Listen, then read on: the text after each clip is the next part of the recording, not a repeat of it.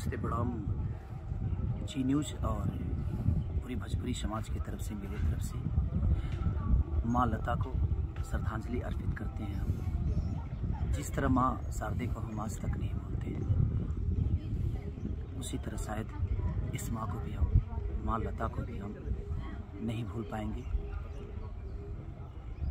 दुख तो है क्योंकि उनका शरीर गया है, हम उनको नहीं खोए हैं, बस उनके शरीर को खोए हैं। और ये आजीवन जिस तरह माँ शारदे को पूजती है, आज ही के दिन आज माँ शारदे का विसर्जन हुआ और आज ही के दिन वो भी माँ हमारे बीच से बहुत दूर चली गई अपने शरीर को लेकर। लेकिन मुझे लगता है कि सिर्फ शरीर ही गया उनका, उनके गाए हुए नगमे, उनसे जो हम लोगों ने सीखा है, ये धरती जब तक रहेगी तब तक वो हमारे बीच में गूंजता रहेगा, उनकी यादें हमारे बीच में हमेशा रहेगी।